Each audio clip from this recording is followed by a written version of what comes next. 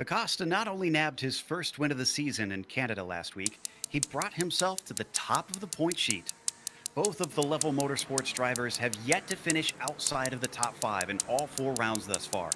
It looks as though any single off week for either of them will potentially create an insurmountable gap. Can they keep up the torrid pace here at Imola? We'll find out soon as we get ready to watch round 5 of the PRL GTE Sportscar Series. And you'll see it all live here on the Global SimRacing Channel and the iRacing eSports Network. Hi, I'm Joe Peak, and with me in the booth is Ossian Buhaka. Behind the scenes is our director, Sean Crackers Ambrose, and he's using cameras provided by Dougie Beer. Imola has held some very decisive races in the PRL. Surprise wins, bold strategies, and breakout victories have all been a part of this league's history here. Let's hop down to our track guide to see why this place seems to stand out.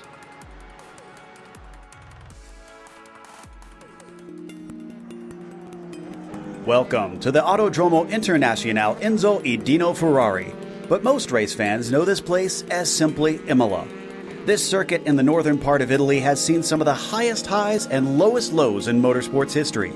The various tragedies that have marred the track left no choice but to alter it in the name of safety. While it originally featured mostly fast, sweeping corners, its modern 3-mile or 5-kilometer version is punctuated by tricky chicanes and incredibly technical turns. iRacing includes the Grand Prix layout and a moto version, which adds one more chicane to the front stretch. Tamburello is perhaps the most notorious of the corners for claiming the life of multi-time world champion Ayrton Senna when it was still a single breathtaking turn. Now the Triple Apexer not only offers potential passing opportunities, but catches out drivers quite frequently. While heavy braking zones are everywhere, because few places allow the cars to get up to speed, overtaking is generally seen as an exercise in frustration. As if to almost counteract this quality, the track itself is situated in a gorgeous public park and sends the drivers through the beautifully calming Italian countryside. It also includes a fair bit of elevation change in which the track is split between the higher up back half and the lower first portion. It's no wonder that this place still proves popular with drivers and fans in spite of its difficulties in history. The Tifosi keep returning each and every time the sound of engines roar among the trees, and who can blame them?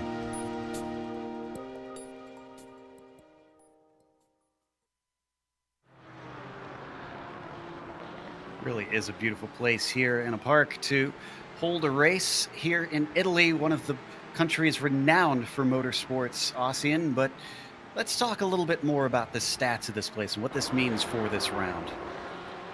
Well, what this means is some 5 kilometers or so of wonderful race circuit these people have to navigate, Joe. 17 turns, 3 miles, just under 5 kilometers, 4.9 to be exact. 40 kilometers east of Bologna, that's 25 miles, a beautiful racing circuit. It has seen relatively few changes over the years to its layout. It's very undulating, very fast, and at some places deceptively slippery. It has high curves on the Variante Alta chicane, we'll be referring to that as Alta, on the back end of the track, and it has some of the most difficult corners with any car to navigate, such as Piratella and of course the famed Acqua Minerale, which, despite its beautiful name, just means mineral water, Joe. Yeah, it sounds simple enough when you say it that way, but I can tell you driving it is definitely not simple. But as always, today's race is brought to you by SIMSA. Simulation Motorsports Affinity provides many consulting services, from completely customizing simulators to managing teams, individual drivers, and complete events. They're working hard to bring organizations, companies, manufacturers, teams, and drivers together at one place to support and promote sim racing internationally. They're also bridging virtual and real motorsports by providing a network between these two, involving sim racers, real drivers, teams, managers, engineers, and of course, motorsport fans alike. You can find out more about how you can get involved at simsa.net. Today's broadcast is also proudly sponsored by ButtKicker.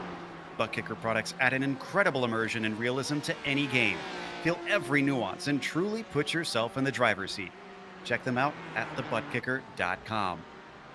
So, championship underway, and this will mark the halfway point in the season after this race is over. Abner Acosta, a scant 3 points over Bruno Asturi, who has two victories to Abner's one now. Paulo Munoz is still riding on their heels, but continuing to fall back. He's the other one who's taken a victory. And so, of course, they naturally hold the top three spots. Don Squirek and Michael Ross in a very close fight for fourth round out our top five in the driver's standings. Ossian has the update on the team's championship, however.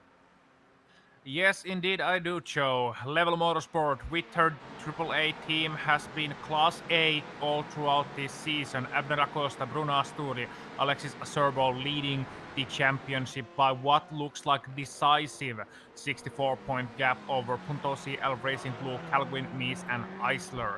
RSR eSport by G Performance, Munoz, Pfeffer, and Hordel in P number 3. Then it's Punto CL Racing Red, Ruiz, Pasigalubo, and Avilia Gach. And last but not least, on the top 5, Radicals Online Turn Racing, Javi Utreras and Mateus Narciso, part of that duo as well. And next, I think, Joe, it is a fine time indeed to move on to the race details.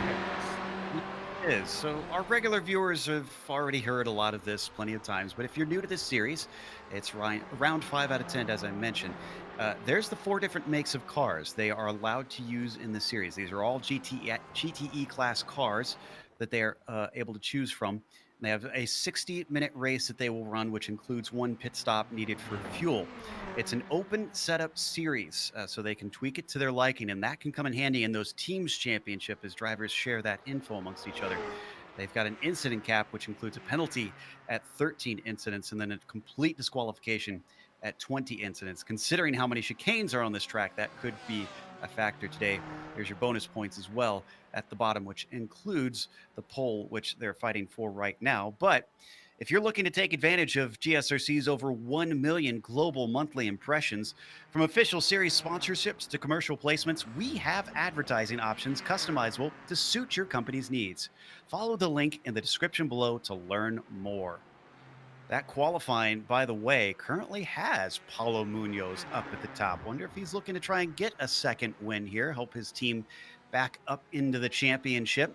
Rodrigo Mies, who was looking very good in the warm-up, is currently holding the outside of the front row.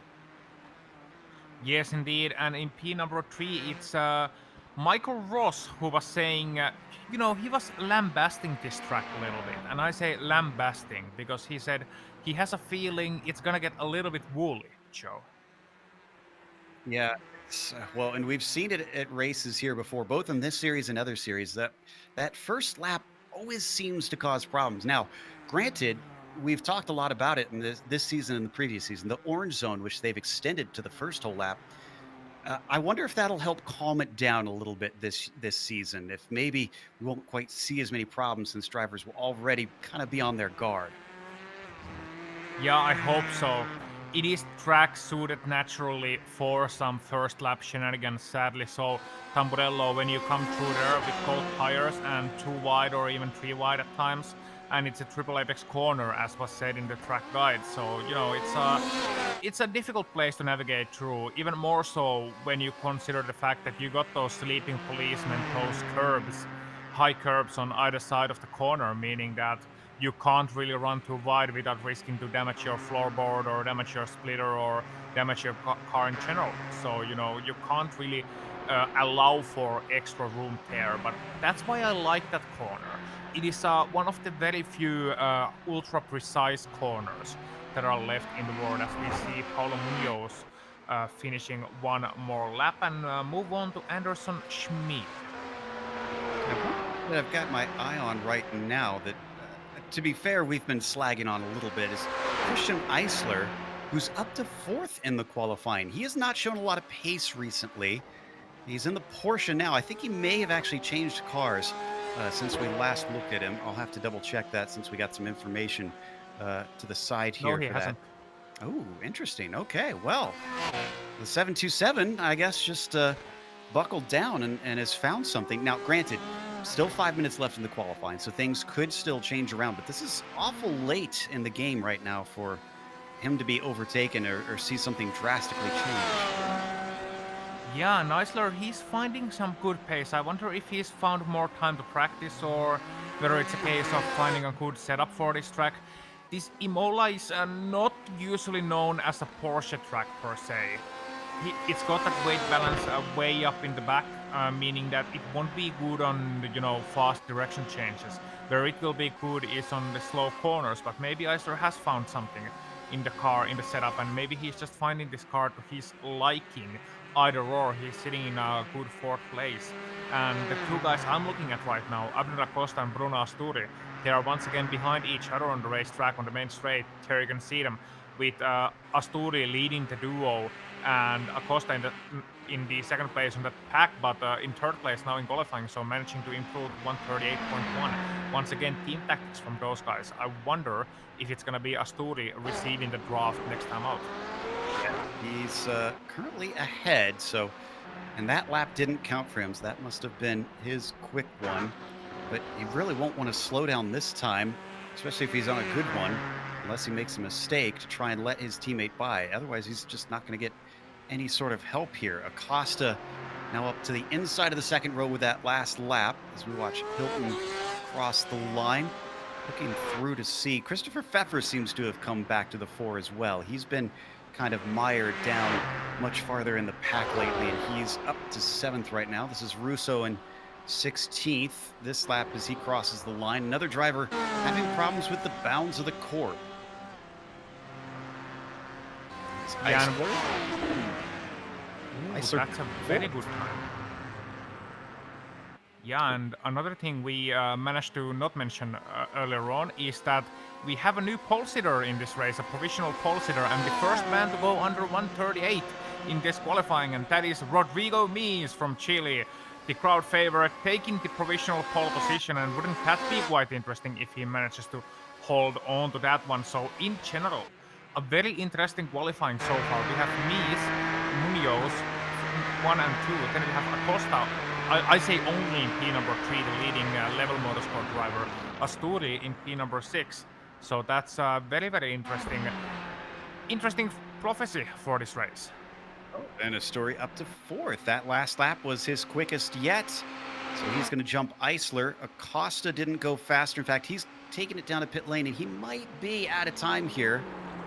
Now, it looks like he's coming back out. I take that back. So he's going to try and get one more lap in, but it's going to be awful tight for him to start a flyer. So we watch Ted Lowendick currently sitting down in 22nd, trying to see if he can get that Ferrari a little bit higher. This is Uribe now on screen with a very bright new paint scheme on that Porsche.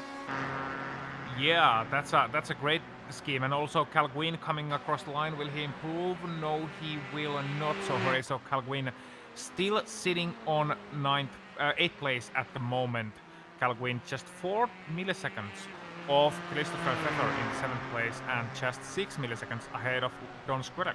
So it's pretty close there in P7, 8, and 9 at the moment, as they get ready for their last final few qualifying laps. Squirrel coming across the line will not improve, but this is his last attempt at a qualifying lap, and he desperately wants to get higher up the order. Only 9th at the moment, but he has 2 positions, as said, within 100 of a second. Really nice because he's coming to the line now, and he was pushing out of that last corner.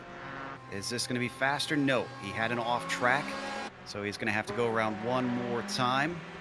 Bruno Asturi not able to improve, stays in that 4th place. I see Christopher Pfeffer going to be the next one up. He is out of Ravazza. He's got a 38.5 as his quickest lap, and he's got 2/10 to make up to try and overtake 6th place here. As he comes down to try and set a new time. Oh, and it's going to be quicker, a 38.3, and it's 5/1000 shy of beating Michael Ross. Yeah, that's awful. Acosta also coming across the line, 151.7, and he has time for one more lap, I think, after this one. So those guys are leaving it all to the last dying second. Some of them already pitting after his attempt, so not gonna improve. But Acosta, he is still out there on the track. And Acosta, he's receiving some draft from Andres Espinosa at the moment as he's heading towards Villeneuve, the second chicane on the track, as we watch Russo coming across the line, and he doesn't improve either. So the checkered flag flies, but still a few moments left in this qualifying, not decided quite yet, Joe. We're at going very wide on the exit of Ravazza, kicking up some dirt in the process. Did he get an off track for that one? He's looking to try and take 5/1000ths quicker, and he goes fastest of his race. That'll put him up to 8th. One position improvement for him. Christian Eisler, the next to the line. He comes off the final corner. Looks like he intends to try and finish it. He wants to get onto those front 2 rows. Can the 727 improve on that 38.2? He can by about a 10th, and that will put him in 4th. Yeah, and Rodrigo Mies, he's on what could be a parade lap here, 38.874, another sub 38 or 37.874, excuse me, another sub 38 will not improve, but will solidify his pole position unless Abner Acosta finds something on his final lap. Look at him getting the draft onto the start finish line. Espinosa just ahead of him. Espinosa will stay there. Can Abner Acosta improve? He's got 137.832 to beat. Here comes Abner Acosta across the line, 37.9. He goes to P number 2, but does not beat the Chilean. Oh, there was less than a 10th between them in the end. That's going to complete our qualifying. Our order is set, so let's go through that starting grid here today for round 5. Rodrigo Mies will be on the pole with Abner Acosta, looking to take win number 2 in a row. Can he extend that lead over his teammate? Paulo Munoz will be starting P3, with Christian Eisler returning to form and starting in 4th. Bruno Asturi, unusually down in 5th. He's got some ground to make up on his teammate, and Michael Ross will be starting in 6th position. Christopher Pfeffer, P7 for him, will be followed by Skorek to the outside of row 4. Then you've got Horatio Calquin starting 9th, and Lucas Basagalupo will be starting in 10th. Laufar Russo 11th, and alongside him will be Juan Rivas Brea in 12th position. Javi Utreras 13th, Felipe Luis 14th, Nick Wittehag 15th, Ignacio Hortal 16th, that's row number 8. Pablo Valenzuela Uribe 17th, Luis Paim Jr. 18th. Then rounding out their top 20 will be Andres Espinosa and Eduardo Avila Gach. Miguel Lopez Torres starts 21st, followed by Ted Lowendick in the 22nd spot. Inside of the next row is Anderson Schmidt, with Matt Hilton starting 24th and Stacy Dunnigan in 25th. All 28 drivers had times in, so Kenny Rodriguez, James Nunn, and Jason Rimkus will round out our 28-car field today. And with that many cars out there, let's get a little bit PBS here, Aussie, and let's put ourselves in the shoes of our viewers. What can they do if they want to follow a driver that they don't see on screen? They can, of course, go to GSRC.tv. That's GSRC.tv on their browser, mobile device, or their tablet, and check out our live timing and scoring and see just how well their favorite driver is doing in this race show. That race is getting ready to start for 60 minutes around here. And as I mentioned, Ossian, I wonder if this is going to be more of a strategy race today, because we've seen it in the past at this track that getting that track position is all important. So will that make the drivers have to start to think outside the box? Maybe more inside the box, as that is where you will be pitting.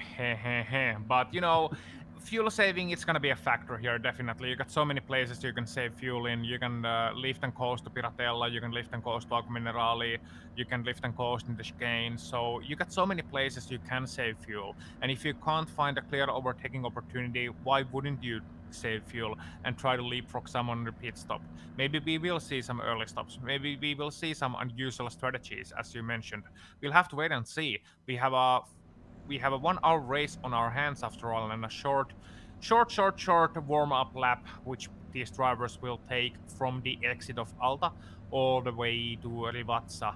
But another talking point, and this is a real talking point, can Rodrigo Mies handle the pressure? Yeah, that's a good point with the way he's been racing this season, and especially considering he's had pace in qualifying. This is not the first time we've seen him do very well in quali, but he's got to capitalize on it. Speaking of that warm-up lap, they're not going to have a lot of time to warm up because 77 degrees Fahrenheit on the track surface right now is relatively cool for our drivers. So even if they did want to try and weave and brake to get the tires up to temp, they'll probably still be a little chilly. So who's going to be able to manage those cold brakes and cold tires down into Tamburello as the pace car peels off? Mies has control. Abner Acosta to his outside, waiting for the green flag. And green flag is out. Mies is off like a shot. In fact, he leaves Abner Acosta behind to have to deal with Paulo Munoz behind him. Those two going to try and sort out second place as they go side by side down into Tamburello for the first time. Are we going to keep it clean? Everybody braking. Asturi coming in hot and managing to take a position to get behind his teammate. Back behind all of them. I'm not seeing any spins yet. I think we're good. We are good through Tamburello. I can confirm that show everybody, the entire 28 car field making it through Tamburello. No, will they make it through Villeneuve? That's another question. Another difficult corner. It goes fast in, then you're going in slow out. But I'm not seeing any significant accidents whatsoever. Just a couple of cars going a little bit wide and throwing up some sand in the air, but otherwise we are clean and good and racing at Imola. Out of the woods yet. Still have half this first lap to go as now they plunge down towards Aqua Minerale. Your leader is Mies. Munoz up to second start. Accident further back, we can go that later, but yeah, there's a couple of cars out. So at Piratella corner, that's Paulo Valenzuela Uribe as well as Luis Pine Jr. from the midfield. So not quite clean. Didn't get away with it totally. Now through Alta though. Mies ahead of Munoz. Acosta falls back to third with that pass into the first corner. Oh, we got another problem. Basicalupo. Yeah, Basicalupo and Buck have spun out and they have dropped all the way to the back. So we'll try and get to that replay in a little bit, but we're now back onto the front stretch to complete lap one. Those two teammates in the yellow Fords, Acosta and Asturi, starting to lose a little bit of touch with Munoz at this point. Behind them, don't count out Christian Eisler, but he's on his rear guard currently. Michael Ross is applying pressure. Yeah, and there was a big wreck on Rivas corner as well. No need to go to it now, but Javier Treras, Juan Rivas Brea involved in that one. So they were dropping way back. Rafael Russo as well as Horacio Calquin have been involved in the last corner incident. So we got the first half through cleanly, and then Imola things started to happen to these drivers racing at Imola. But back at the front, we still have some good racing going on, and most importantly, Rodrigo Mies has managed to hold on to the lead ahead of Paulo Munoz, Acosta, Asturi and Eisler, as well as Ross. Those guys are forming the leading six car pack, and look at the gap already, Joe, between Ross and Pfeffer, 6 and 7. Yeah, if we could get a wide shot here on Ross, Pfeffer is already 2.7 seconds behind. That 66 has a ways to make up. There you can see, can't even get to the cars behind. Now, finally, they come over the hill, trying to chase down our leaders who are already through Alta. And Don Skorek, who started exactly where he sits right now, is trying to hold on to Pfeffer. See if he can maybe ride his way up to the leaders. We currently watch Eisler, who has dropped off a little bit himself from both Asturi and Acosta. Those two definitely riding information right now. Yeah, they are. They definitely are riding information at the moment. Nobody is anxious to do anything at this moment in time. Mies goes fastest on the second lap around, and behind them, yeah, it's a little bit touch and go right now. It's a little bit of watching and playing the waiting game at the moment. Where he goes by Acosta. So, through swap around, and that was just an easy braking maneuver. Spoke too soon, saying that they're flying information, and then they move around very, very quickly. So maybe we'll see if Asturi has the pace to try and catch up to Munoz. Again, of this group, Munoz, Asturi, and Acosta, the only three that have won so far this season. Mies yet to take a victory. As they approach Piratella, that gap between Ross and Pfeffer stays about the same, not missing much there. I think we've got a chance to go look at the replays. I know Uribe was involved in one of the first ones. I think that was in Piratella. Number 23 found himself in the wrong spot on the track. Let's see if we can figure out what happened with him. Yeah, so this is all the way from the start of lap number one. Uribe, he's a little bit weird at the start, so you can see him being quite slow as they head off, and then heading into turn number one, you can see all the cars dancing around, but this is Uribe coming into Tamburello, and you can see him just taking the inside line, defending his position, all nice and true and clean. Heading in there, no problems so far, and no problems to the corners either. And spoiler alert, there will be no problems until they reach Piratella either, so you can take a time to enjoy these sides of these cars driving around through Villeneuve and on towards Tosa as well.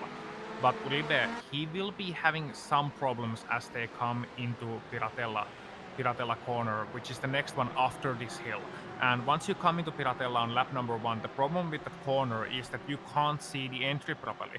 You can only see incidents only when it's too late. You have very little time to react, and here we go. He gets punted from the back, spins around, another car off there as well, Uribe. And then we want to move on to Lupo, Basica I think. Lupo. Yeah. Yeah, here we go. Basica Lupo into Variante Alta, and he gets hit by Don Eastberg as they come into the corner. A little bit of punt. You can see very close racing, and as they exit the corner, bad entry, and then everybody, tussles up, and Basica Lupo spins around, a couple other cars involved, and Javi Utreras is the next one you're gonna go on to from here, because Utreras avoided those guys, got a slowdown penalty, and into Rivazzi, you can see what happens. He loses it on the grass, and just goes across the grass and straight to the track, and boom, 3-car incident there. Florida driver really got a lot of damage from that. That was Ruiz that ran into him. We watched his onboard just there. Significant front end damage to his Ford, but thankfully looks like he's still going. So maybe not as bad as we imagined. We come back to our leaders, and Mies still is ahead of Munoz. The gap has not changed much between those two. But Bruno Asturi, even though he has swapped spots with his teammate, it seems like that ploy isn't paying off a whole lot. He's about a second and a half behind Munoz right now and continuing to lose little bits and pieces. Yeah, Mies and Munoz are right now controlling the pace and controlling this race. Mies, however, I don't think he's finding enough gap to his liking to the back of him, because he's got Munoz right behind him, and I don't think Mies likes that situation in particular, that he's got Munoz so close. I think he would want about 1 second between them at least.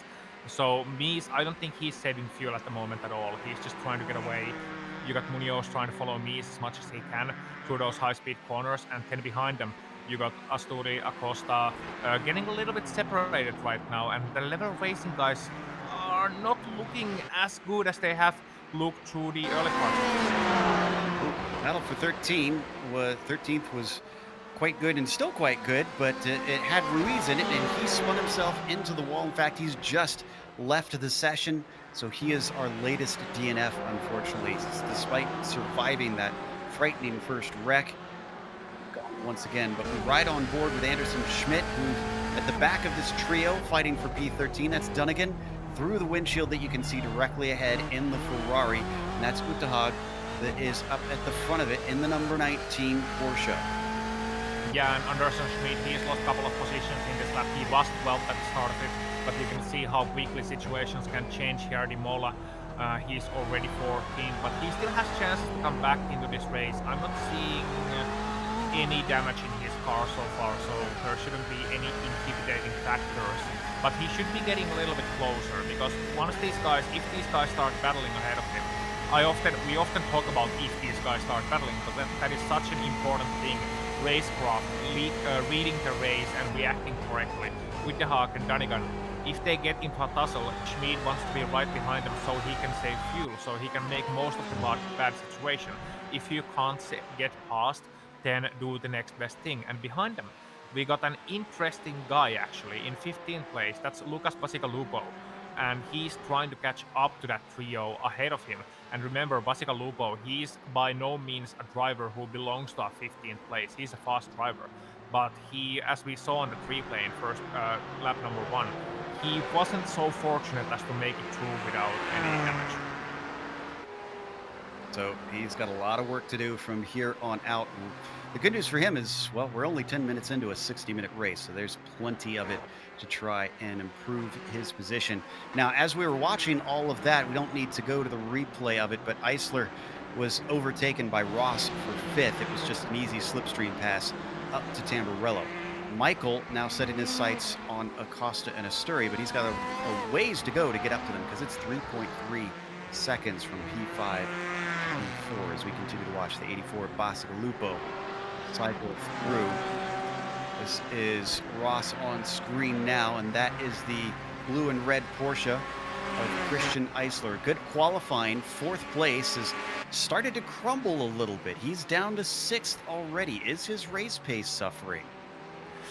It could be a race pace, or it could be just a careful start.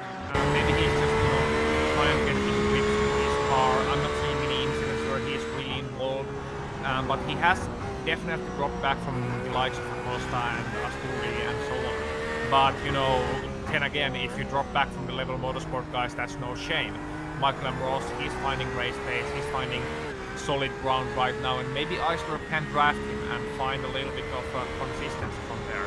Because you got Don Squirrel behind them and Christopher and Pfeffer as well, and I don't think Eisler wants to fall into the hands of those two guys. So he definitely needs to stay in the pace that Michael Ross is setting at this moment. Battle we were watching between Schmidt and Dunnigan. Well, Dunnigan handed it over on a silver platter when he fell off track. That was at Villeneuve. He's actually come back in a bit of a fray right now. There he is on screen. He's the middle car in the Ferrari, the dark Ferrari, and behind him, that is Espinosa putting a lot of pressure on, but he's focused ahead because that's Luis Paim Jr. in the number 17 in the BMW as they go through Aqua Minerale, and he gets a fantastic exit, keeping himself safe from Dunnigan. Yeah, he is, and you saw how wide Paim Jr. was going through Piratella earlier on, and that's how Dunnigan got close, but there's nothing you can really do, even if you get close in Aqua Minerale, because it's not a brave man who passes there, or indeed a woman, it's a foolish person who passes there. And Dunnigan is not foolish, he decides to stay back at this moment in time, and letting Luis Paim Jr. Get away with it at this moment. Espinosa behind them, and Ken Rodriguez as well, a couple of seconds away from that battle pack. Actually, talking about Aqua Minerale as a corner briefly, just want to mention, you mentioned the incident. Asturi is off. I think he got the wall as well. Maybe he avoided it. If we get the replay, it happened just now out of Villeneuve. He was ahead of his teammate still. Here, it's going to happen right here. Oh, just locked him up. Oh, he did a good job of keeping it out of the barriers. Yeah, 2-foot save here from Bruno Asturi, and you can see the onboard here, Joe. No, it was the exit. I was going to say, was it the inside curb? And no, just drifted wide. The level motorsports driver finds himself making a mistake, a critical one potentially, allowing his teammate back through, and with quite a bit of a gap to him, 3.3 seconds. That's the farthest apart we've seen those teammates all race long. Yeah, and that's also going to allow Michael Ross into a fortunate position where Michael Ross now finds himself, instead of being all alone and trying to get away from Christian Eisler, he's now having a draft. And he's not only having a draft, he's having the draft of the man who's been perhaps the fastest driver of the early season. That's Bruno Asturi. So he's in a very, very good position at this moment if Bruno can keep it on track. Michael Ross suddenly finding himself, hey, maybe I can fight for fourth place here. And now Asturi has a decision to make. Does he push hard, try and get back behind his teammate, or does he realize his current situation and try to maybe, get to grips with the car once again? Because oftentimes, Joe, after a mistake, you can make the mistake of, and I say mistake, of pushing even harder to get that time back. His tires are no doubt a little bit heated up from that long slide that he had to get it woed up as Ross stays right behind him. These are both Fords that we're watching try to sort out this fourth position. And behind them, don't forget about Christian Eisler. Not really an attacking range, but of course, if those two begin to change things significantly, we're going to watch from his perspective. A little bit of a bad exit, though, coming out of Aqua Minerale for Christian Eisler. Yeah, and that's the corner I wanted to talk about initially.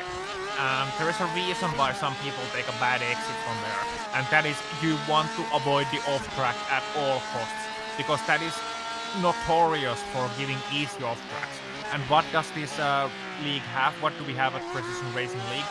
We have a 13 incident limit before you get a stop and go, and 20 incident limit before you get a disqualification. Now in racing you sometimes have incidents like 2 axes for spinning out, or 4 axes from hard contacts. You want to have some leeway in there. You want to have some spare, some wiggle room. But at Imola, with incidents, you don't have that wiggle room if you keep going very wide at the extra Aqua Minerale. And the thing is, you can gain 1 or 2 tenths at the exit easy if you go just wide through the exit. But you can get an off track and you can get a slowdown quite easily if you do that consistently. So that's something the drivers have to be aware of as well. Which James Nunn had to slow down as he cut Alta. Don't need to go to it, and that cost him 2 positions to both the Lopez Torres and Nunn. Oh, wait a minute. Nunn had the slowdown, so I must have misseen. Meanwhile, we're up in 10th place. Here is a driver who has been making up a lot of spots during this race. Lowendick started 22nd and is currently 11th. Excuse me, currently 10th. And Eduardo Gotch has kind of been following him too. He started 20th and is currently 11th right now. So these two kind of taking advantage of all the drama we saw on that opening lap, snatching up some positions, and have been in no mood to give them back yet. No, not at all. I mean, all the way from outside of top 20 or just within top 20 to the borders of top 10. That's a very good progress for both of these drivers. And who knows, maybe all those hosted practices have been paying out for Lowendick, because I need to explain that. So Ted Lowendick hosts and has some practice sessions he keeps open for all league members, usually on Mondays, and he calls them hosted practices. And I love that. I get what he's doing now. That's cute. As we ride on board looking back at that chasing Ford. I'm keeping half an eye on this on our viewer's screen, and then on my screen, I'm keeping half an eye on Paulo Munoz, who's still chasing Rodrigo Mies and has kept it within half a second, our 2 leaders. Now, they're not fighting right now. This is the closer battle that we've got on screen currently, but I'll definitely give a shout if that starts to erupt. A little bit of a peek down to Villeneuve, but nothing doing from Eduardo Gotch. Yeah, but he gets a good exit here. Does he try inside into those? No, he goes outside very late on the brakes. You can see that Ford wiggling and gets a good exit around the outside. That is a very slippery corner, but he manages to stay alongside, coming very close. Ted is trying to be a little bit naughty, trying to squeeze Eduardo out, but Eduardo going to the outside into Piratella and decides, you know what, nah. But he still stays actually on the extra on the outside, and this is inside into Aqua Minerale, and oh, a little bit of contact there, but Ted does a great job saving it. Unfortunately for him, Eduardo getting through, but that was a close call and really close to a major incident. Eduardo saying, you're not making a Montoya out of me, and just forces his way through up into that 10th spot. Meanwhile, in 6th place, Eisler has managed, or well, no, is actually defending from Skorek. I thought maybe he'd gotten by Ross. No, he's lost touch with him. And Don Skorek, who has a good slipstream, is starting to gain the Ferrari, looking to overtake the Porsche here. And they're coming up to a great place to do it. Into Tamburello. He's closing, but I don't think he's got enough straight away. And indeed, he's not even going to poke his nose out. No, not at all. He's going to focus on the exits. You can see Eisler losing a little bit of time to the guys in front. Bruno Asturi, Michael Ross, and Asturi is pulling a great pace at this moment. So no wonder Eisler struggling a little bit, especially on the chicanes. And you can see Squirrel just being a little bit more comfortable with his car at this moment. But I'm looking at Don, and I'm wondering if his setup is a little bit too tight for today's race, because you can see him on the exit of Villeneuve there, for example. He's pushing a little bit wide, and I'm watching that Ferrari, and I'm just not seeing it, turn naturally into the corners. Once again, you can see here, he had to get off the throttle a little bit on the exit of Piratella.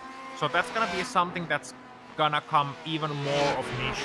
That's gonna become an even more of an issue once you run right behind someone like he is at the moment. The dirty air, it's doing its dirty tricks to Don Skurek right now, but he has the pace, definitely, to at least challenge Eisler here. Track kind of notorious for that. Drivers getting stuck behind one another. Seem to recall another famous Italian racer that had a term that I'm sure he wishes was not associated with him start to form here, the infamous Truly train. Thankfully don't have that quite yet, though Skurek is still bottled up behind him. They do have Pfeffer back there, so we could see one form. This is looking a little bit better. Skurek, once again, using that hole in the air that the big Porsche is punching. It's so much taller than that Ferrari when you see them with the camera looking forward like this. This time he does take a little bit of a look, and he isn't able to capitalize on it. He is not the highest Ferrari at one of their home tracks here. That currently belongs to Munoz. Oh, this will be a brave one if he goes for it into Villeneuve. Not brave enough. He's going to stay in line. Yeah, he had that little bit of contact on lap number 1 at Alta, and maybe Skurek has that in the back of his mind at the moment. He's, going alongside, he's showing intent definitely to Eisler, and he's forcing Eisler to do something that's gonna really, really, really cost him as the race goes on, and that is forcing Christian to brake later into the corners in order to not fall into hands of Don. So that's gonna wear out his tires, that's gonna make his tires overheat, and as the race goes on, braking later and later and later, at some point you're gonna hit the limit. And once you go over that limit, there is very little apart from that 2-foot save that you can do to save that car anymore. Because braking, it's kind of a, it's not something that you can take increased risks indefinitely. Once you brake too late, you brake too late. There is nothing you can do that at that moment. You're either running wide and not hitting anything and just losing a position, which is the best case scenario. Or worst case scenario is that you try to brake even harder and you lose the back end, and the next thing you're gonna hit is a wall. And I'm telling you, in a fight between a Porsche and a wall, the wall usually wins. Typically. So, well, who's going to win this fight, though?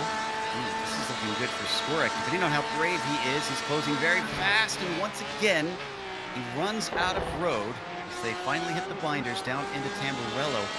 You mentioned something before the race about the curbs, and that the Ferrari seems to be a little bit more compliant. How is that going to affect this battle between a Porsche and a Whoa! Is that a bobble there from the Porsche, actually, of Eisler? No, I mean, it was Skurek just turning earlier into the corner and giving me the perfect answer. He can take curbs that Eisler cannot take at this moment.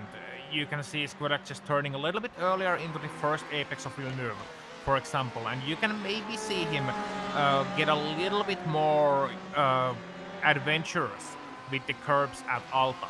And what is that gonna do to him? Well, he can either try a late braking move into the corner, or he can focus on a good exit from here and try it into the Vatsa. And if he's a clever man, he's focusing on the ladder at this moment. Watch him here. Eisler gonna turning nice and early, and yeah, Skurek this time he misses the second apex, but he can take those maybe a little bit more, as well as the ones at Tamburello, and that's gonna give him a little bit more options where he chooses his lines. And he doesn't have to be quite so accurate in the corner, and he can also, just shortcut it a little bit, make himself a straighter line, and as a result of that, get himself a good exit. But one more point I want to add, that Skurek right now, what he's suffering from the most is probably higher wing than Eisler has, because the Ferrari shouldn't have any problems in straight line speed. What he has problems with is both the lack of straight line speed in terms of car setup and a little bit of understeer, and both of those hint towards a higher downforce setup, which is more rear wing, because that's the only downforce you can adjust here. Okay, we have an odd situation with Matt Hilton, the 09 car. I think he's got it cleared out now, but he got himself stuck kind of back behind the scenes.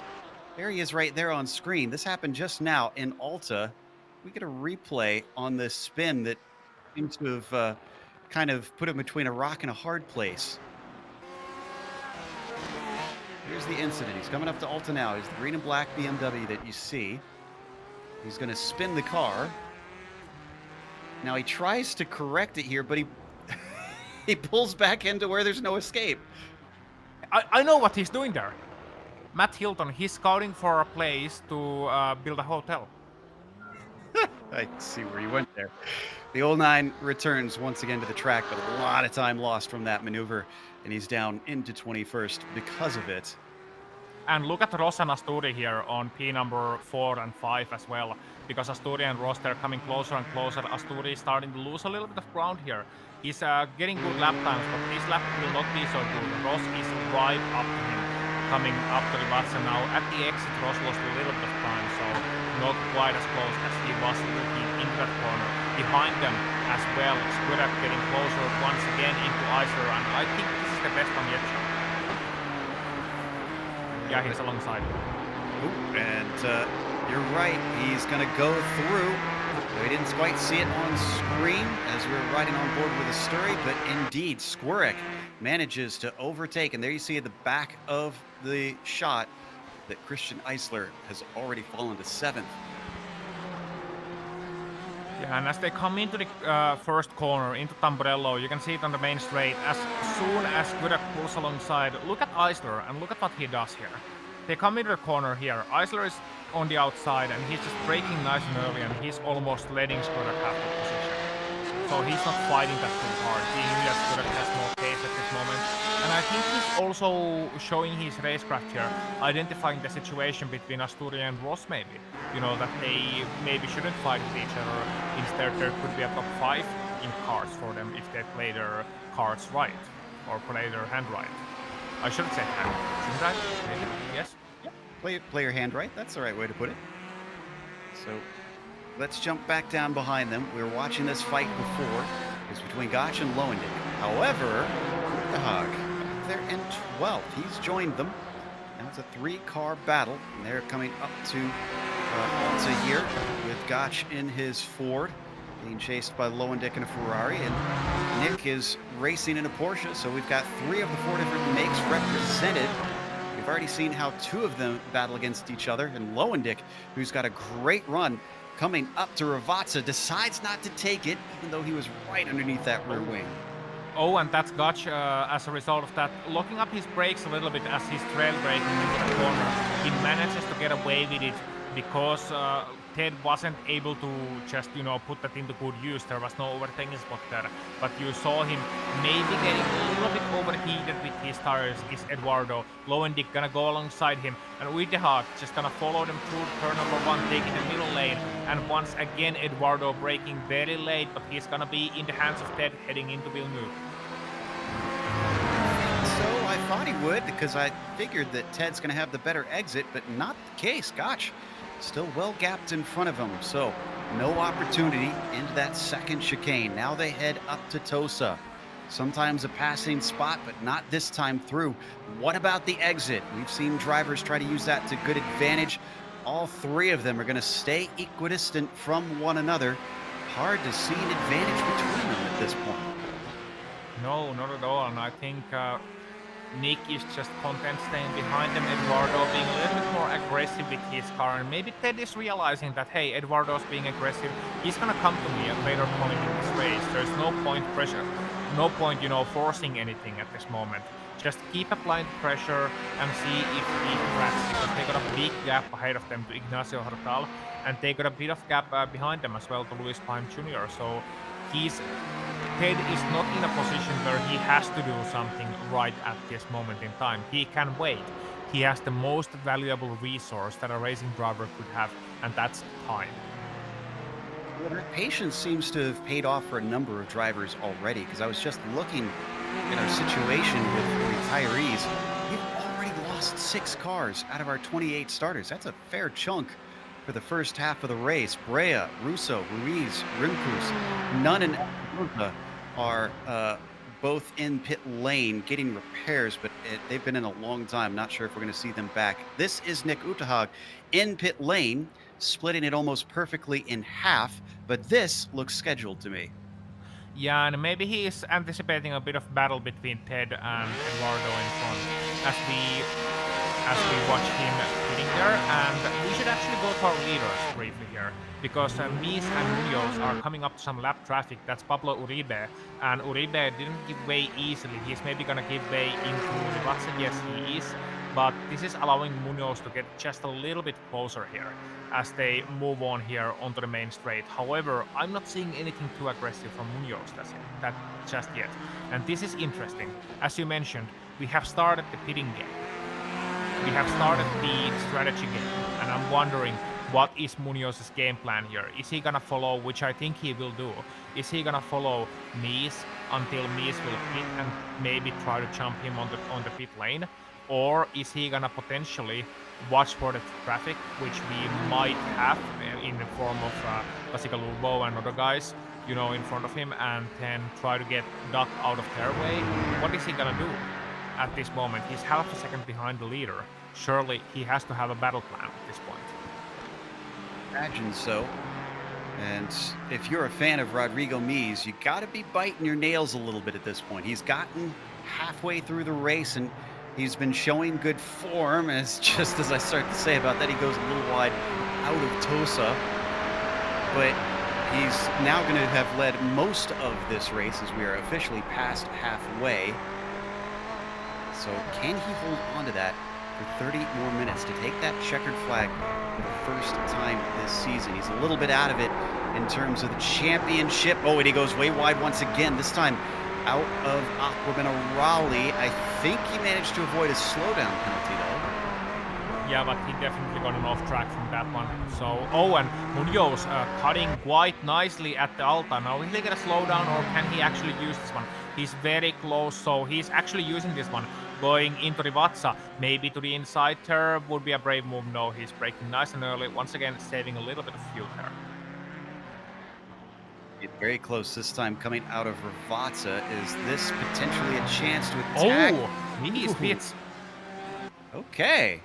So he's going to be the first to blink between those two. And he's anti-stratting him. This is interesting. This is not something we usually see from the leaders in this series. No, and he's gonna fall, I think, between Stacey Dunnigan. So between 13th and 14th places. And potentially he can find himself a lot of empty ground there. But yeah, that's a very interesting plan from Mies, because that's not the fastest strategy. Not on paper. Well, not at all the fastest. Okay, so question for you then, because you mentioned Munoz could potentially fuel safe behind him. Could this be a ploy from Mies to ensure that he can't pull that sort of trick on him? Well, he has already saved a fair bit of fuel. So maybe it could be a ploy, or maybe Mies just wants to get it out of the way, wants to split the strategy. Honestly, I don't think... only thing I can see from Mies is that he wants to avoid having a battle at this point. But look at this. He gets Anderson Schmid right ahead of him, and he has to work his way ahead of Anderson before he does anything else. But after that, he's actually got some clear air to Louis Baim Jr. and to Ted Lowendick. So, after he gets past Schmid, he could be in a very good situation to put those hot laps in. However, he's losing time because he's not pulling any he's not getting those laps in with the light car, and he's not as accurate with his fuel calculations as he could be with a longer run. And here he is alongside Anderson Schmid, and Schmid is being nice and compliant and just lifting away to our former race leader. So Mies then finding himself in a lot of empty space, and this will give our current race leader, Paulo Munoz, some options. Does he go all the way to the end, or does he try to counter-strat what Mies pulled there? Oh, we've got Paulo on screen now, our leader of the race, with a 3-second lead over Abner Acosta currently. Acosta doesn't appear to be a threat, but little mistakes could change that around. He is at least within reach that if he can shake something out of the 3-2-1 car, that could certainly give an opportunity for the number 5 to sneak another win in. Out of Tosa and up the hill one more time for Paulo Munoz, expecting him to go a few more laps at the least to run it long, like most of the drivers tend to do in this series. Naturally, Mies is our highest pitter currently. The next car down, Mies is in 11th, by the way, is Lucas Bacigalupo in 17th, quite a few cars back. Not very many takers for the strategy that Mies is employing. No, and that's just natural because once, as I mentioned, that's not the fastest strategy, not on paper at least. So I'm interested to hear and see what Mies's end game will be in this particular race, or if he has one. And by the way, this is an excellent point to remind all our viewers that if you want to compare the lap times, which you should, between Paulo Munoz and Rodrigo Mies in their pit lane strategy battle, you can do so. Check out our live timing and scoring at GSRC.tv. That's GSRC.tv, and you can find all your information from there, including pit stop times, pit lane times, and all the other stuff. Speaking of pit stop times, 17.8 seconds for Rodrigo Mies as Abner Acosta takes to the lane. Squirrek, again, very unexpected from our drivers. And well, we put the question forward at the start. If alternate pit strategy would serve drivers better than just trying to slug it out on track, and apparently a few do think that is the case. So as the number 5 gets his fuel topped up, he's going to be easily overtaken by Rodrigo Mies, who's, or at least I think he will. Mies is coming down the front stretch right now. As Acosta out, he's just getting to the cones. It's going to take him a bit to get up to speed. This actually might be rather close. Here comes Rodrigo Mies, and I'd say that he gained a lot of ground. Abner Acosta is suddenly all over our former leader. Yeah, and Rodrigo Mies, the reason for that, he had a 2-second slower stop. You know, his stop was 2 seconds slower than the other guys who had pitted so far, 2 to 3 seconds. So he was spending a lot of extra time in that lane, on top of the fact that he couldn't get those fast laps in with the light car. So that's what that's gonna do for him. But if Acosta at this moment in time is all over him, and Acosta was like 4 seconds back last we checked, and Acosta all over him, what's that gonna do in comparison to Munoz? Well, Munoz is gonna be with short mats 3 or 4 seconds ahead. In right now, so we're gonna find out exactly what this is gonna mean. Wow, so this is fascinating. Mies, once again, could be throwing a chance at a win out the window, as Munoz has to trundle a long ways to get to his stall. Asturi followed him, Ross, Eisler. I think this is the end of the pit window, as we're seeing most of the drivers coming down the lane. Mies is still our highest pitter, but not by a lot compared to Abner Acosta, who is less than a second behind. Munoz out of his stall. He's on his way. It takes a long time to get from the first pit stall to the cones. Here is our former leader, Rodrigo Mies. Will he inherit it back, or is Munoz got him? I think Munoz has got him. By a long shot, yeah. Munoz is already in the 200 marker as Mies is following him, and all of a sudden we find the gap between those guys. It's 3.5 seconds, exactly what we predicted, Joe. And you know, a couple of laps early, it wasn't many laps, but it was enough to give Munoz a significant advantage, and furthermore give Mies some pressure in the form of Abner Acosta. Last of the cars finish up their stops.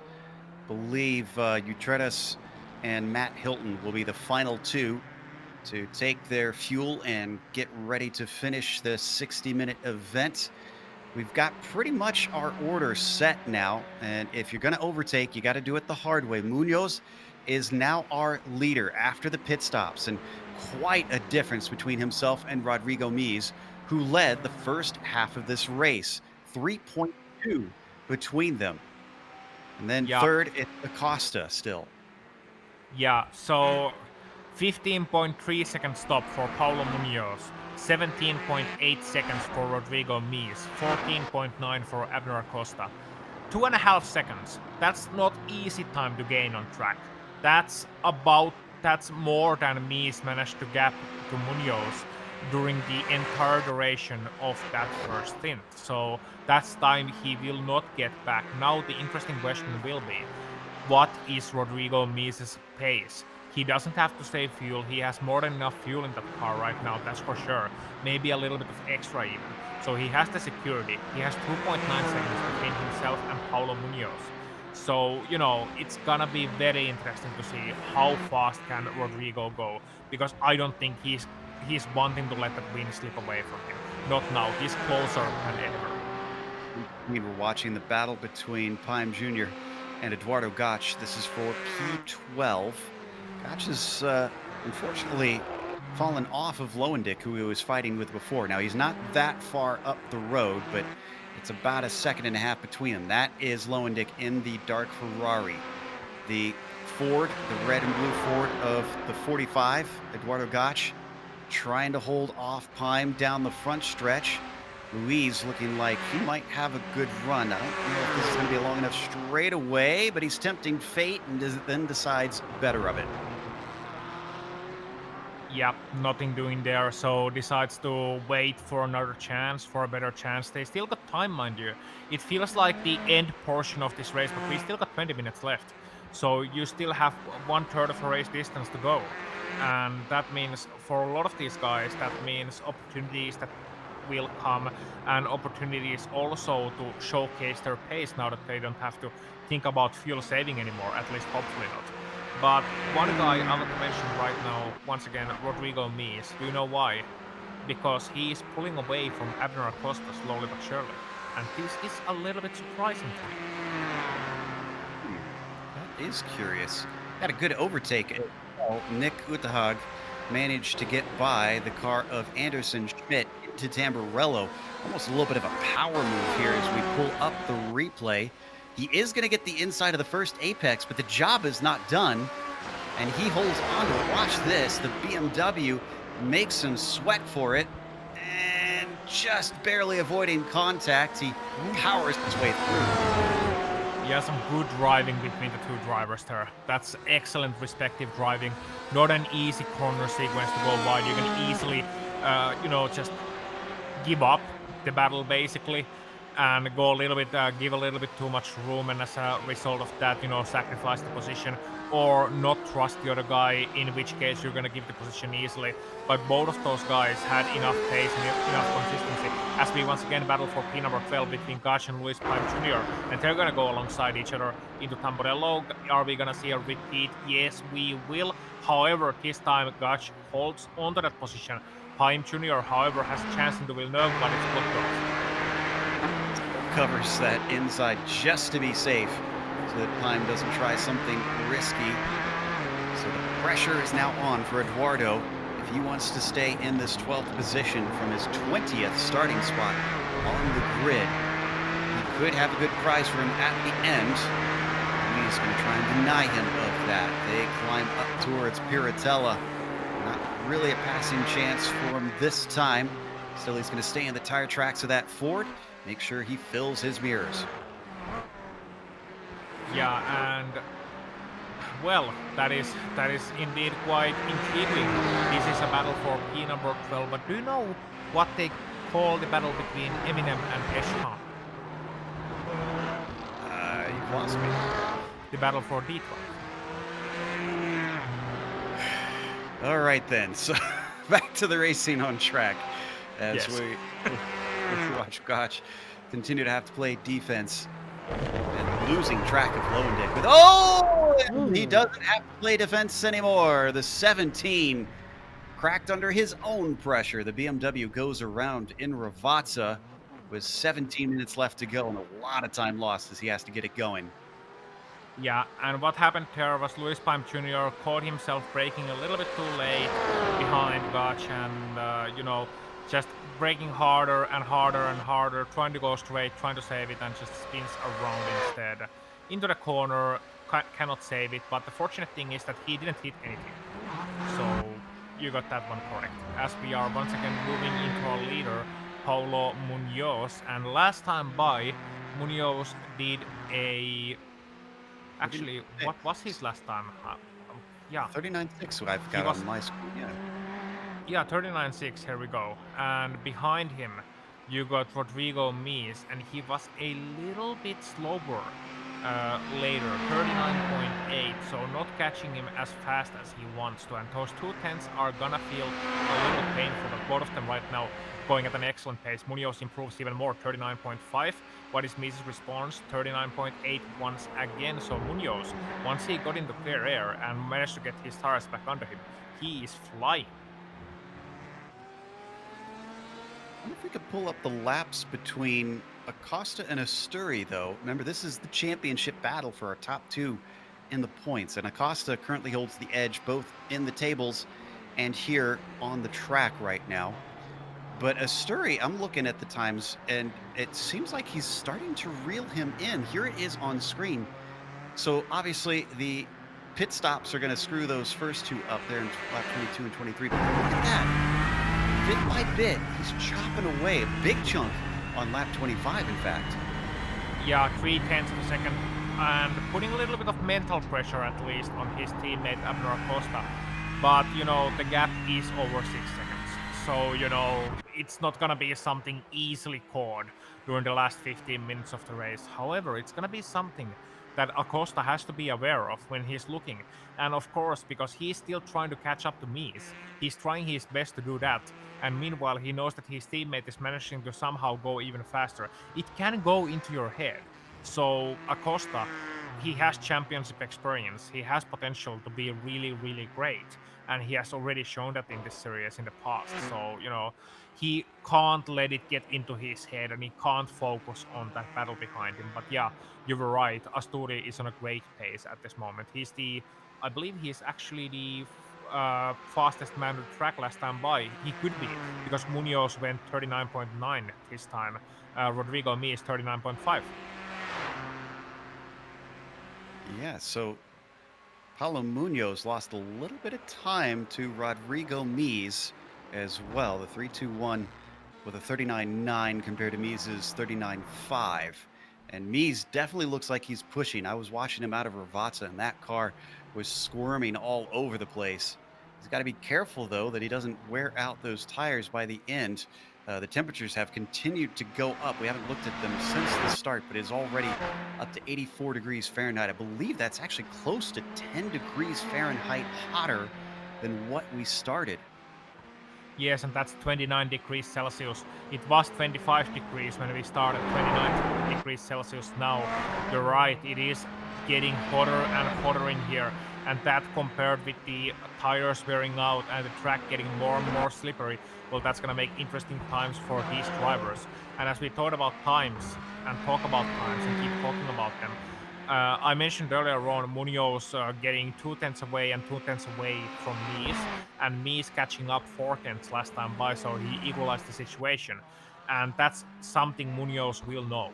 And Munoz will know wherever he makes a mistake that, hey, Mies will continue to capitalize on that. So these last 13 minutes of this race, there are going to be some nail-biting stuff. And I think this time by, once again, it is going to be Mies who's going to be faster. Let's see the confirmation. Paulo Munoz, 39.86, and Rodrigo Mies, 39.4.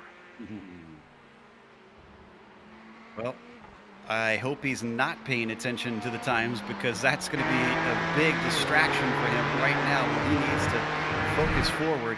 So we are on board with Rodrigo Mies, still chasing his first win of the season, now halfway through this season of the PRL GTE Sportscar Series, taking every inch of track that he can to run down Paulo Munoz up at the top, who stole the first place away in the pit stops in this series, or in this race today.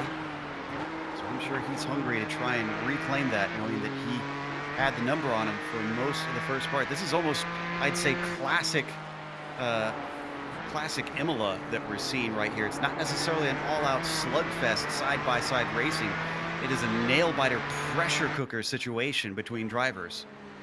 Yeah, and just to give an idea of how fast those lap times are, Munoz and Mies, our two leaders, they were the only ones who went under 140 last time by. In fact, Mies was 8/10 faster than Acosta and Asturi behind him. He was a full second faster than Michael Ross in 5th place. That just goes to show you how on a different level the two leaders, Munoz and Mies, and especially Mies, operate at this moment. But Munoz, he is no slouch. We're gonna get updates this time by. Is Munoz gonna fight back? Coming across the line, 139.69 and Rodrigo Mies 139.50. So another 2 tenths away from the gap.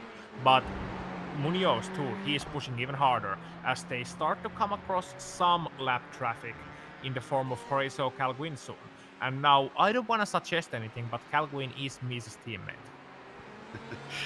Yeah, that's Punto CL car up there, so it always makes you maybe get a little bit wary as you approach them and you see those colors of the car that you're chasing suddenly on the lapped car as well. Interesting to note, you talked about how hard the front drivers are pushing. The top 8 are all within about 30 seconds of each other, and then you go back to 9th to Ignacio Hortal. It's a 17-second gap. So there's kind of a haves and have-nots in terms of speed here today. But the back half of the field has fallen away greatly from the drivers up at the front. And that is good sportsmanship there from Cal Quinn. Yes. He's just pulled over and let them both by. Yeah, that's the correct thing to do at this moment. Oh, look at how much Mies. You saw it on the ButtKicker shot briefly. Mies was absolutely annihilating the Alta chicane, and he caught, I think, 10th, even more, to Paulo Munoz. And here you can see it again as they get past. You can see it on board. Look at him just bounce over those curves. Bum and bum. My goodness. That's like West Coast rap video. I was thinking more, it reminds me of the Pro 2 light trucks taking around some of these rally courses. Just does not have a care about what is in front of the car and tries to take the straightest line. It is down to 2 seconds now. That lap, a 39.3 for Mies compared to the 39.6, 3/10 of a second faster on that lap through, and 9 minutes to go. This is absolutely brilliant stuff. Mies is absolutely showing why he has that pace, why he's so highly regarded by his competitors, by his teammates, and by us here in the commentary booth as well. Rodrigo Mies just goes to show how much talent he truly has for race car driving, because this is really what racing is all about to me. Not necessarily the slugfest. You want to see the battles for position, of course we do, but these two drivers showcasing what they can do with these cars on the same track in a BOP'd machinery. No excuses, nothing. Just two men battling it out and may the best man win. And in this case, we don't know who it might be. And Mies, he's like a hungry shark, just sliding a little bit sideways at the exit of Alta and trying to catch on to that leader as we briefly go on to watch another battle, and that is for the 11th place. Dick catching back up to Gotch now as we watch the two cars fight for P11 and P12. They come out of Tosa. We are on board with Dick. It is Ferrari giving chase to a Ford. Speaking of which, Munoz, I mentioned it earlier, he's in a Ferrari, and I know they're not real fans, but how appropriate would it be if the Ferrari can take a win here today at Imola? Form of Paulo Munoz. Still chasing down this number 45, 72. Closes well coming through Aquaminerale. Not well enough that he can take a lunge up into Alta, but certainly closed ground. Yeah, even more appropriate as we watch them getting very close to the exit of Alta. Yeah, even more appropriate two pieces is track's name, full name, Autodromo Enzo Dino Ferrari, and I don't think it needs a translation show. Exactly. There's a little bit of a bias in the people around here, and there's no secret about it. Off the corner, a big mistake, though, from the Ford, and Gotch hands it over to Ted Lowendick, who is now into 11th with that. Yeah, and that's a shame. That's a shame for Gotch, losing another position there. So ending up in 12th place and Lowendick 11th as a result of that. And they got a big gap ahead of them, so that's going to be their end game battle. I'm looking at the gap behind them, and Louis Palm Jr. are 7 seconds behind. So yeah, that's going to be between the two until the end of this race, but that's going to be a big mental advantage to Ted Lowendick as we should go on back to our second place man, and here he is, Rodrigo Mies. Look at the gap ahead of him. He's starting to get dropped sooner than later, and it's no longer, it's at this point where you barely need measurement anymore, Joe. You can see it on your screens. They are no longer at a hot lapping distance. They are soon at the battling distance.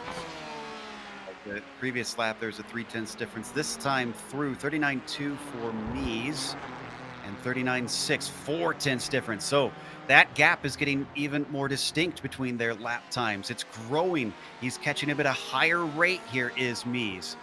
That's going to put even more pressure on Paulo Munoz. And there's more implications in this than just the win for Paulo. He's 21 points behind Acosta and Asturi. Now, he's still going to get points over them, but I'm sure he would love to try and cut this down as much as possible with both Abner and Bruno holding third and fourth and trying to take the top spot as we ride on board through Piratella. It's down to 1.2 seconds, 1.1 seconds. Munoz can't be giving up on the championship quite yet. He needs this win to get into it. Maybe it's a critical mistake in Aquaman He goes wide, and that is going to allow Rodrigo Mies to snatch that lead back. Could this be the victory that the 88 has been looking for all season long? That was an heartbreaking mistake from Munoz, but what a moment for Rodrigo Mies. I think he was coming into the corner, seeing the Ferrari very wide and just thinking, okay, is he gonna give me room? Yes, he did. Great job from Munoz, not pulling any desperate blocks, and now the situation has reversed. It's suddenly Rodrigo Mies running away once more after that pit stop drama, after the strategy. Rodrigo Mies definitely lost out there. He had a 3.5 second gap to pull back. We were already pulling our hairs here, thinking, well, our non-existent hairs in this case, thinking that Rodrigo Mies, there's a little chance that he gets back. But he went on to show one of the greatest chasing performances I've seen in a while and has regained the race lead. Now the question is, Joe, can he hold on? Because Munoz certainly not going to let him run away with things if he can help it. He's going to have a little bit of the slipstream, but before he didn't seem to have the raw pace. He might have to get a little bit tricky. He might have to use the lap traffic, which they do have coming up in front of them in the Rodriguez. But he's only got, from my estimation, about 3 more laps to try and get back by. As they come down towards Aqua Minerale, boy, I bet Mies is hoping that they catch Rodriguez on the front stretch, because this is not a good part of the track to try and catch this lap traffic. No, but I think Ken Rodriguez, he's one of the serious organizers, one of the cleanest drivers out there. I think he realizes the situation and will act accordingly. Maybe giving room here, or he's going to be confident that he's going to be fast enough through Rivazza and then giving them room on the main straight. Equal playing field. However, it's playing slightly into the hands of Rodrigo Mies, in a sense that Mies will now get a bit of draft on the front straight and potentially eliminate one passing chance from Paulo Munoz. And look at how wide Munoz was, just throwing up a little bit of dirt at the exit of the last corner, at the exit of Rivazza, and trying to maximize it, but no chance there. And Rodriguez communicating that, go by guys, go by. At the next straight, potentially. I heard him say, I'm not going to pull over, but I think that was finished with, obviously not going to fight them. As they come out of Tamburello, he's not giving way quite yet. This is bad news for Mies. Great news for Munoz, because I think he's going to gain a little bit of ground potentially here. There's more communication from Rodriguez. There he goes. Nicely done. He's going to let this battle by, but it will compromise both of them slightly. Looks like Mies have a little bit of trouble getting the racing line going in and then going out. It's Paulo Munoz, who had a compromised exit. White flag next time by. Chances are running away from Paulo Munoz. He's still got a second place. He's still got points over his rivals. But again, the same mistake in the same corner. Paulo Munoz going wide, and I think that is the race right there. Mies just has to cruise home from here. That is such a difficult corner to get right to, because you're coming in so hot with these worn tires at the first part. It's almost flat out. You downshift maybe a little bit heading into the first part, or maybe you stay in 5th gear, and then you have to brake while just recovering from a downhill fast right corner. You're recovering and you're braking into the second apex. It's an uphill corner and it's surprisingly fast. You have to get the car turned in really tight in there. So no wonder he's making mistakes. But Munoz, right now, he is looking pretty weak in this battle. He needs a mistake from Rodrigo Mies. And in this race, apart from strategy, those mistakes, they have been few and far between. Rodrigo, look at him go, and I must say, actually I'm not jinxing anything, Joe. Well, I'll tell you one thing. I said at the start of the broadcast that this track seems to produce breakout victories and interesting strategy calls. And what do you know? Rodrigo Mies, who we've been waiting all season long to be able to capitalize on his pace, is looking the closest he's ever been to finally taking a victory. And I think that's ever in this series, if I'm not mistaken. I don't believe he's won GTE cars. Yeah, the man from Santiago in Chile, the owner of the fastest Nissan Vida in Chile, man with some real-life racing experience as well.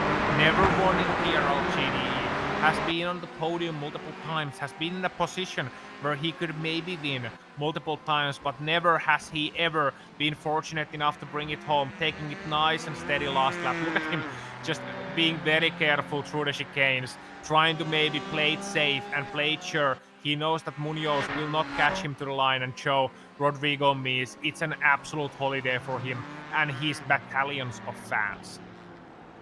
Here in Imola and Italy, it's not going to be the Ferrari on top, but it's still a feel-good story for Rodrigo Mies as he finally wins here in the PRL GTE Sportscar Series. Munoz follows him home to second.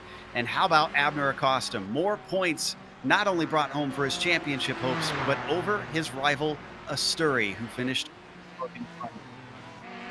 And meanwhile, we got a battle for P number 11. Eduardo has once again caught up to Ted. It's Lowendick versus Gosh. And Gosh is trying to catch up to him. And Ted makes a bit of a mistake, exiting Acqua Minerale, getting a little bit loose, having to defend the inside line. Gosh, he had to lift off there to avoid hitting him. And this is gonna be mighty close heading into Rivazza. However, Ted is able to use that Ferrari and its better curb jumping potential to at least make a bit of a safe space for him before they head on to the last corner, but it's all gonna be down to the exit from here, Joe. Actually, the loss of speed for Ted looked like it was something of a gotcha for Eduardo. Now they're onto the front stretch, and Ted, as he comes to the line, looks like he's got it. It's going to be 11th place from 22nd on the grid for Lowendick. Fantastic battle between those two. And the last of our battles is the rest of the drivers are streaming to the line on the lead lap. Only 16 of our 28 starters on the lead lap after all of that. So we're going to go to break. We'll come back with the unofficial results as well as driver interviews. If you watch on screen, you're going to see all the upcoming races here on GSRC.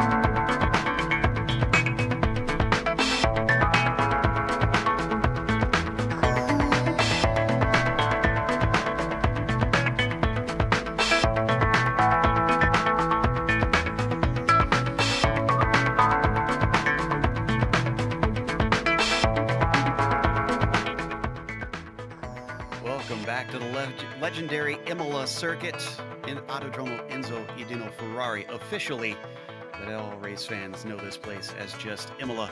And Rodrigo Mies took his breakout victory that we were wondering who could possibly get it today. It's been a long time coming for the very fast driver. The number 88 wins over Paulo Munoz by a scant 0.6 of a second. Paulo leading part of the second half of the race, but his own mistakes twice costing him, and he settles for second. Abner Acosta, though, was behind him, so he will gain at least a little bit of ground on that championship leader. Third place for Abner, and just off the podium, Bruno Asturi. Mysteriously, not really much of a factor today, especially late in the race. Michael Ross was P5 with Don Skorek in sixth position. Christian Eisler just didn't have the race pace. Qualifying was fantastic with fourth. He fell to seventh in the end, with Christopher Pfeffer finishing P8. Lucas Bacigalupo was ninth, and rounding out the top 10 was Ignacio Bortal. Indeed, Ted Lowendick making one of the heart-charging performances of the race from 22nd to 11th in the end, beating out Eduardo Gash for who finished 12th. Then Luis Palm Jr. 13th, Nick Uitehag 14th after an interesting race, Stacy Danigan 15th, Anderson Schmidt 16th, and last driver on the lead lap, Pablo Valenzuela Uribe 17th. Then we got four drivers one lap down, Ken Rodriguez, Horacio Calvin, Matt Hilton, and Miguel A. Lopez Reyes from 18th to 21st, and your list of retirements, Utreras, Espinosa, Nunn, Rimkus, Ruiz, Russo, and Rivas Brea. So those are your final standings of this event and show. It was quite an exciting race and in a lot of ways a typical Imola race, I would say. I'd agree on that one. And we do have our second place finisher, Paulo Munoz, ready to talk to us. But this one's probably got to sting a little bit. Paulo, you had managed to jump Rodrigo in the pit stops. It looked like you had a good lead. And then he was reeling you in and reeling you in. Is that what caused the mistakes? Did you feel the pressure too much, or what was it? It wasn't that. Hi guys, first of all, it wasn't that much the pressure, but the last 5 4 laps, the car just I just ran out of tires. I think he was so much faster than me after the pits, and there was just nothing I could do. I think out of the last corner, he was 0.2, 0.3 faster per lap. So I was just a passenger, seeing him coming there. That is unfortunate. We were watching, and it was honestly going to be a feel good story no matter which of you managed to win today. But you had mentioned to me before the race that you've joined a new team, Pure Sim Racing, I believe. Uh, what elicited the move, and are you excited about the new teammates? I am very excited. I still love the guys at RSR. They're all good friends of mine, and I can only wish them the best. But I felt it was time for a move, and it all just like sort of played out in this season because I'm working with Josh Thompson from Williams Esport on preparing the races for this league, and he's good friends with the guys at Pure Sim Esport. So yeah, it all just came together. Started talking with him, and then they sort of invited me in a way. I'm sure that was an exciting moment for you when they asked you to come into the fold. Now, you still gained some points on both Acosta and Asturi, who you're chasing, but it's still a pretty big margin between you. With half the season left to go, is it possible for you to reel them in? I'm gonna try at least. I mean, Abner, as we all know, he doesn't make mistakes. That's why he's won this 3 times, I think. So he's gonna take things like races like today, where he's not on pace, or a couple of these at least, or a crash from him to meet for me to catch up. It's gonna be very tough, but I'm gonna push really hard and try. Look forward to seeing if that becomes a three-way fight for the championship. Again, congratulations on a podium, and hope to see you at the next round. Thank you very much, guys. Thanks for streaming this. Paulo Munoz, second place today. And up next, Aussies caught up with third place finisher Abner Acosta.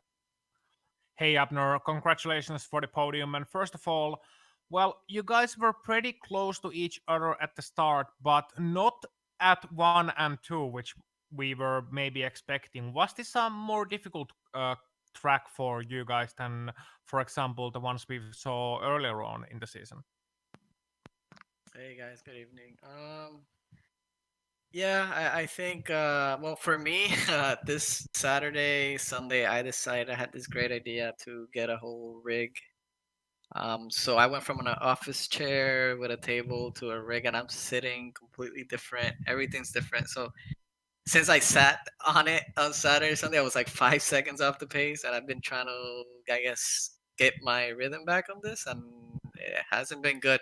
But I guess Bruno wasn't doing that well either, so maybe it was the track, and not as much as the whole new setup. But yeah, it was very very tough. Definitely did not have the pace at all. I'm actually, I think I'm lucky to get even a third place finish. Luckily, Bruno made some mistakes, but yeah, overall happy with the finish. Yeah, and you should be happy with the rig as well. Should bring some great long-term gains. How about the championship then? You were leading by 3 points heading into this event.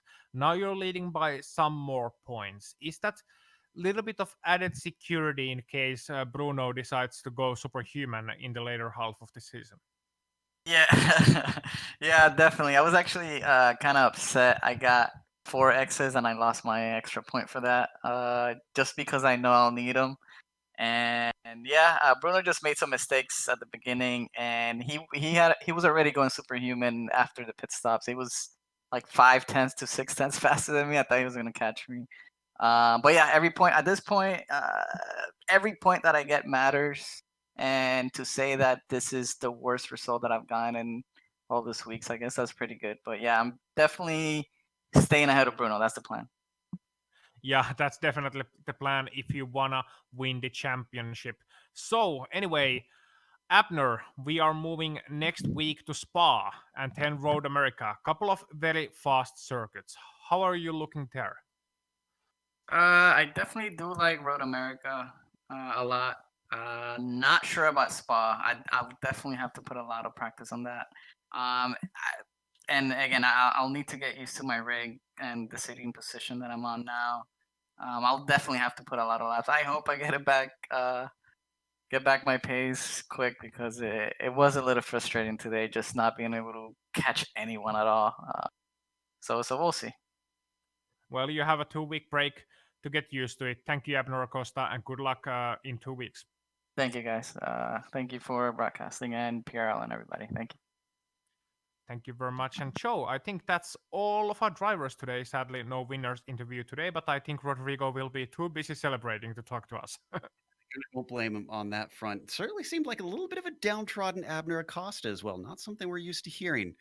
So, something to mull on while we've got a 2 week break. And while we're gone, we want to thank our sponsors for this series, of course, starting with Simulation Motorsports Affinity. And if you want to check out how you can get involved with the worldwide sim racing community through them, you can go to simsa.net. Also, to the sponsor of the PRL in general, ButtKicker. You can find all kinds of awesome products for your rig. The ButtKicker.com is where their website is. Wonder if Abner might want to get some of those, help his immersion. Maybe that'll give him some speed, I'm sure. Big thanks to the companies that provide the software and hardware for our broadcast listed here on your screen. And additional thanks go to June Lalonde, who provides our wonderful music. See the screen for how to get a hold of more of her great work. Thanks to the team today, Ossian, Sean, and Dougie. If you'd like to find out more about GSRC, including upcoming races, you can find it at globalsimracingchannel.com. Also, check out our social media. Our Twitter is at GSR Channel, Facebook, Global Sim Racing Channel, and Instagram at GSRC_Graham. If you'd like to support us, check out our merchandise store. We've linked it in the description below. And while you're there, make sure and subscribe to the channel. If you see a big red button that says subscribe, it means you haven't done it yet. All you got to do is click that. The next race, as we mentioned, is going to be over at Belgium, Spa, another classic track in the world of racing from Europe. That'll be Tuesday, July 28th at 9 p.m. Eastern. So don't come back next week because we won't have a race next week.